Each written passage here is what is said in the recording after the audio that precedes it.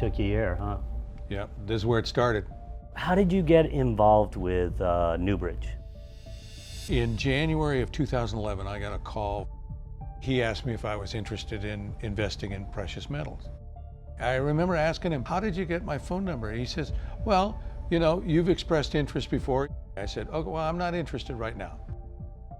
May 2011, he calls back. And I said, well, you know, I might be interested in it. Tell me more.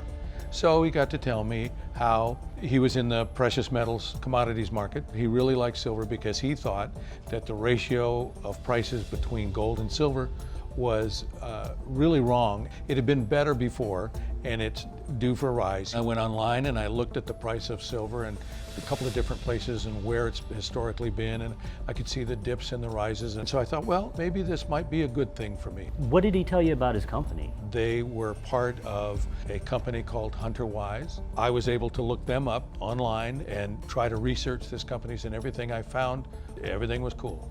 And so I thought, okay, but what I want to do this for is long term. I'm not looking to make $1 million overnight. He talked to me at great length about buying them on margin with leverage. They would essentially loan me the money to buy a gigantic lot of silver. When you purchase on leverage, it makes it a very, very risky investment. I said, what kind of stops do you have? What will make my investment safe? And he said, well, we have automatic stops in our program. And I said, that's great. I was okay with that. He really pressed the issue of buying 10,000 to 12,000 ounces of silver so that I could maximize my profits. I wanted to go see their operation in person.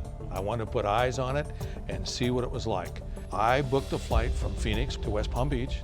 They picked me up at the airport. They brought me here for lunch, and they picked up the tab. And then while they were at it, Adam King reaches into his pocket like this, and he says, here, these are for you. These are for you. Why don't you keep these? That's a nice touch. We went to their office. I went inside and went all of their desks and met all of their people and all of that. It had 20 to 25, maybe 30 people in it. I remember one of the brokers actually asking me if he could take me to dinner. His very pregnant wife accompanied us, and they took me to a really nice place, and they seemed legit. I cleaned out my retirement account and sent it to him over several different payments. Now, did he know that this was coming from your retirement account? Yes. So he understood the importance of this money to you. And I told him that, you know, I was retired military and I had that, but this was all I had beyond that. He called me up late August of the first week in September of 2011. And he said, Bob, we're changing the trading platforms. There's no automatic stops. I said, well, now that changes things. And I recall telling him that didn't look good for me. He said, but don't worry about that because we'll watch it like a hawk. That gave me a real worry. And looking back on it, that's when I should have said, time to bail. Yeah. And I didn't. It was the third week of September when I got the call. Everything got wiped out, everything. Wow. There was a time when I realized that this is all fake. I was so angry.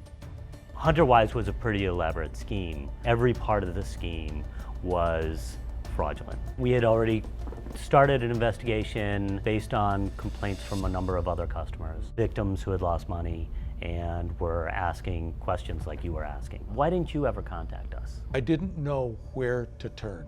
Fortunately for us, you kept good records. Make sure that the entities and individuals that you're dealing with are registered and regulated by the federal government. If I'd only known. Now I do.